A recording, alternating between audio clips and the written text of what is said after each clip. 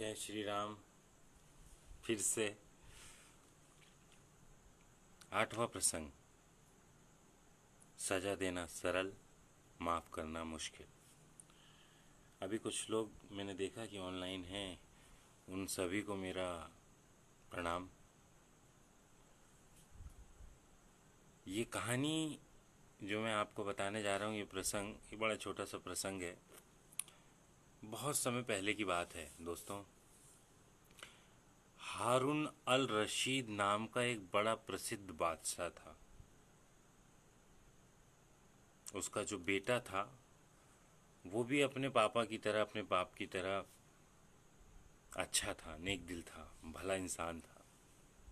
एक दिन क्या हुआ कि वो भला इंसान, वो बादशाह का बच्चा जो है, वो अपने महल के पास में घूम रहा था, टहल रहा था। तो क्या है, उन दिनों में महल के आसपास जो है संतरी मंत्रियों के भी महल हुआ करते थे। तो वहाँ क्या हुआ दोस्तों कि एक मंत्री के लड़के ने राजा के लड़के को बड़ी गंदी सी कोई गाली दे दी। बड़ा दुख हुआ राजा के बेटे को कि यार इतनी मुझे गाली दे दी इसने बिना किसी कारण के। वो लड़का अपने पिता के पास जाता है, उसको बताता है पूरी घटना कि अब्बा जान, मेरे को ये फलाने मंत्री के बेटे ने ऐसी ऐसी गंदी गाली दी। राज दरबार लगता है उन दिनों में, मतलब बड़े से हॉल में दरबार लगता था और पूरे मंत्री वगैरह सब, राजा के जो, बादशाह के जो मंत्री होते थे, वजीर होते थे, वो वजीर लोगों की भी बैठक लगी रहती थी वहाँ पे कि भाई उनको सलाह मशवरा के लिए। जब वहाँ राजा के बेटे ने अपनी बात बताई भरे दरबार में कि इस मंत्री के लड़के ने मुझे गाली दी, तो वहाँ जो वजीर, दूसरे वजीर थे, वो बोलते हैं, पहला वजीर बोलता है कि इस गंदे लड़के ने ऐसा बोला, इसकी जबान खिंचवा लो। दूसरे वजीर से पूछते हैं कि आप बताओ क्या करना चाहिए। तो वो बोलते हैं कि एक काम करिए, तो बहुत ही गंदा लड़का है, इसको तो देश निकाला कर देना चाहिए, इसको देश से बाहर निकाल दो। तीसरे वजीर के पास राजा इशारा करता है कि तुम बताओ क्या करना चाहिए। तो बोलता है कि सर, ऐसे खराब लड़के को तो जिंदा नहीं छोड़ना चाहिए, इसको तो सरे बाजार फांसी पे लटका देना चाहिए। बादशाह ने जो है सारे वजीरों की बात ध्यान से सुनी। उसके बाद अपने बेटे से बोला कि अब तुमने सुन लिया है सब, तुम बता दो क्या करना चाहिए। तो बादशाह का बेटा जो था वो बोलता है कि पिताजी, अब्बा जान, आप आपको जो उचित लगता है वो आप करिए, मैं क्या बोल सकता हूँ, आप ही बताइए क्या करना चाहिए। तो उसके जो अब्बा जान थे, जो वो नेक दिल बादशाह था, हारून अल रशीद, उन्होंने कहा कि बेटा,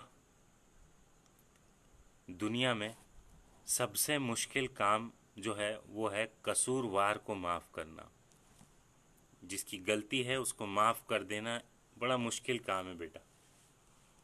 और जो मुश्किल काम है वो सिर्फ बहादुर लोग कर सकते हैं। जब उसने अपने बेटे को इस तरह से बोला, तो उसके साथ एक और बात बोली कि अगर तुम चाहो तो तुम भी उसके साथ वही सुलूक कर सकते हो जो उसने आपके साथ किया।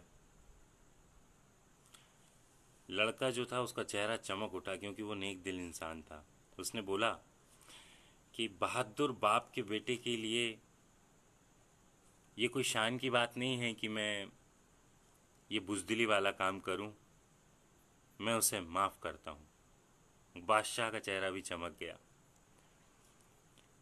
तो दोस्तों, बस ये छोटा सा प्रसंग था कि जो सज़ा देनी है, जो सज़ा देने का काम है, वो सबसे सरल होता है, सबसे कठिन होता है कसूरवार, जिसकी गलती है उसको माफ़ करना। लेकिन अगर आपको दीर्घगामी अच्छे परिणाम चाहिए, जीवन में सुख शांति समृद्धि चाहिए और भी कई सारी चीज़ें चाहिए, तो आपको माफ़ करना सीखना होगा। सज़ा देने से सरल कुछ नहीं है और माफ़ करने से कठिन कुछ नहीं है। आशा करता हूँ कि ये प्रसंग आपको पसंद आया होगा। सतीश यादव जी देख रहे हैं, नमस्कार। मैं इसको इंटरेक्टिव बनाना चाहता हूँ, थोड़ा टाइमिंग का वो हो रहा है मिसमैच। मैं आप लोगों की टाइमिंग मैच नहीं कर पा रहा हूँ, मैं अपनी कंफर्ट के हिसाब से आता हूँ और फिर भी मैं कोशिश कर रहा हूँ कि इसको धीरे धीरे इम्प्रूव करूँ, इंटरेक्टिव बनाऊँ, लोगों से बातचीत करूँ। आप अपना ख्याल रखिए यादव जी। ब्रह्म मुहूर्त शुरू होने वाला है थोड़ी देर बाद। ब्रह्म मुहूर्त में 9वें नंबर का प्रसंग मैं आप लोगों के लिए लेकर आऊँगा। उस प्रसंग का नाम मैं आपको अभी बता दूं। उसका नाम है प्रशंसा करना सीखिए। इसके बारे में हम अगले सेशन में बात करेंगे, तब तक मैं भी थोड़ा सा ब्रेक ले लेता हूँ। उम्मीद है आप लोग सब अच्छे होंगे। अपना ख्याल रखिए, सफाई से रहिए, नेगेटिव चीज़ों से दूर रहिए। Be positive, stay at home. और ये बंद नहीं करना है हाथ धोना लगातार। मिलते हैं जल्दी।